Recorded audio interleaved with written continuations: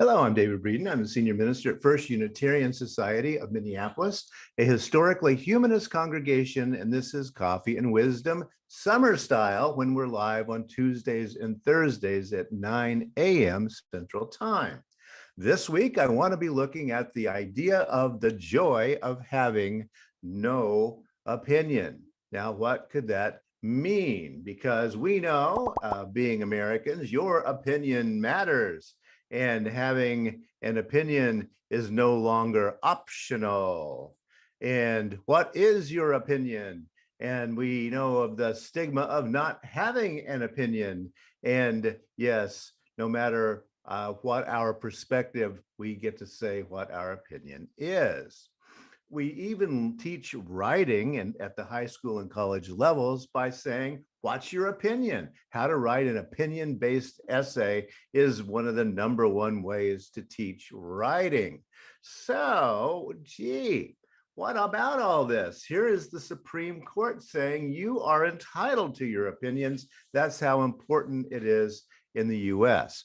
At alllaw.com, we find this: the US Supreme Court has said that a statement is an opinion that merits protection when it is, one, about a matter of public concern, two, expressed in a way that makes it hard to prove whether it's true or false, and three, can't be reasonably interpreted to be a factual statement about someone.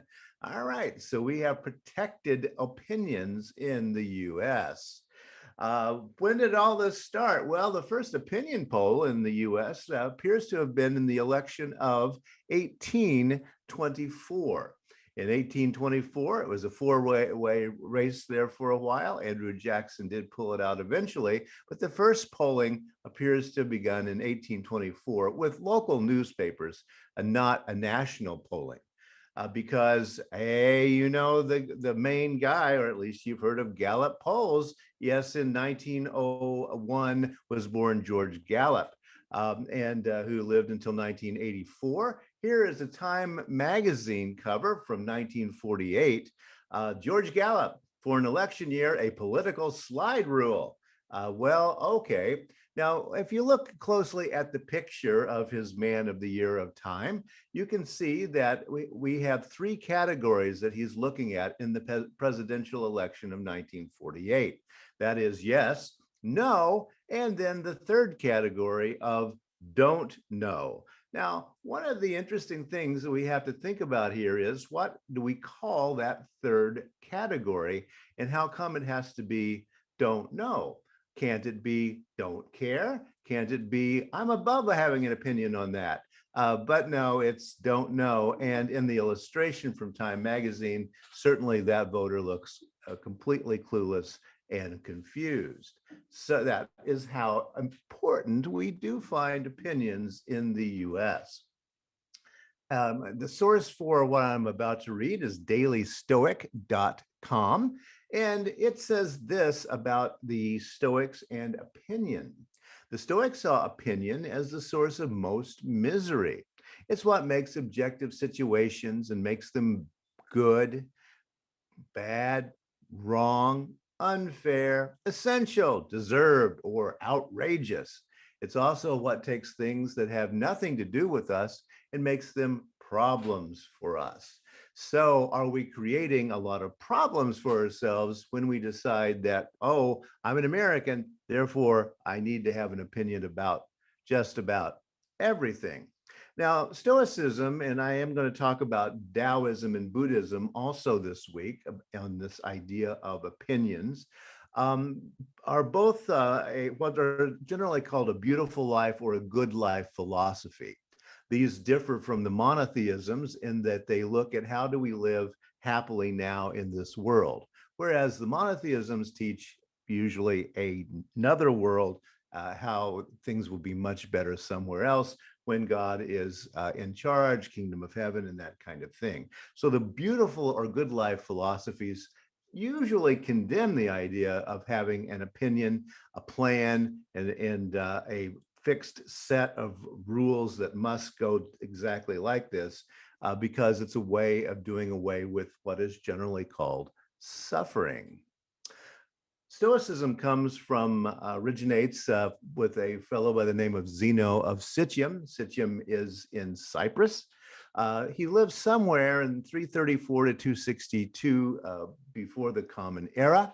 The term Stoicism means painted porch in Greek, and that's because these guys, these Stoics, met on a painted porch. Zeno of Citium was at first a Cynic philosopher. We've studied cynicism over time at Coffee and Wisdom. And after he started thinking about this a little bit more, he decided that cynicism and skepticism really didn't get at this beautiful life idea. And so he began to take those ideas and move them over into what he was calling ethics at that time. This caught on and indeed became one of the major movements in the philosophies of both ancient Greece and then moving into Rome. And Stoicism has survived over time as a literary kind of idea through various writings from the ancient world. It goes into early Christianity. It comes back over time into Christian ideas. And indeed, nowadays, we have a neo-Stoic movement that is quite popular. Epictetus is one of my favorite Stoic writers. He was a teacher. He was a Roman slave who was later freed.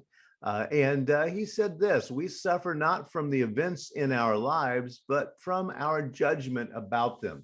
And this is the absolute center of Stoic thinking. We suffer not from what happens to us, but about our judgments, our opinions of those. So Epictetus is saying, watch out for your opinion about your opinions, because that's what's going to make you an unhappy person when you begin to take all of these opinions that you have as somehow personally insulting to you if you don't have your opinion reinstated and indeed come true in some way.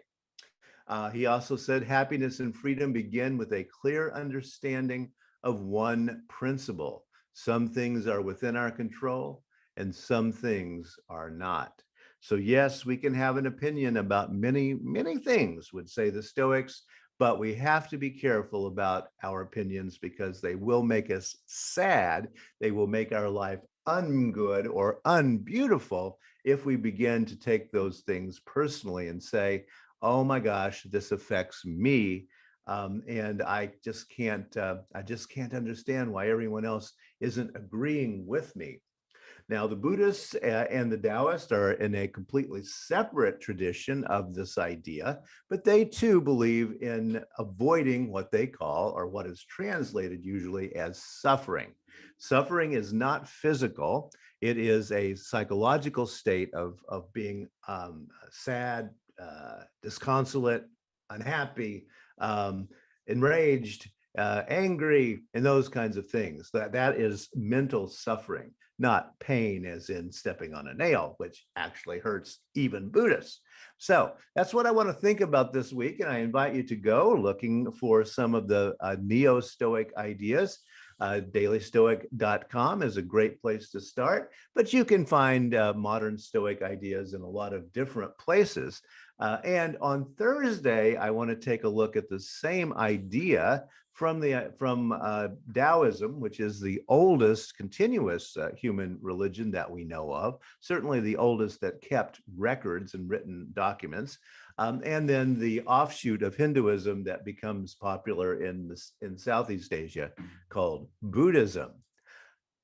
That's Coffee and Wisdom. We're having it on Tuesdays and Thursdays during the summer. Get a little wisdom into your day as your summer progresses. I'm live at 9 a.m. on Tuesday and Thursday.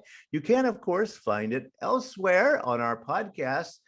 Go to firstunitarian.org, and you too can keep up with our podcasts and YouTube, etc. And this Sunday, I'm going to be giving most of the people who usually work on Sunday morning to help make First Unitarian assemblies possible online. I'm going to be taking a little bit of a break because it's a holiday weekend and it's the summer. We need to enjoy that. So I'm going to be doing what I'm calling a question box Sunday. And that is, I'm going to come online and I'll be live for the time that we are together on Sunday morning so other folks can take off.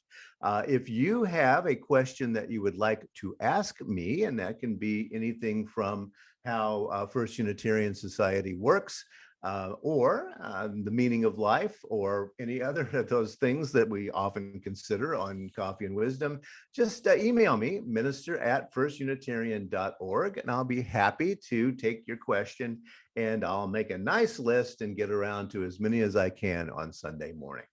Thanks for listening. Think about a little bit about opinion and how this may reflect a deeply Christian American idea that may not be the best for us all.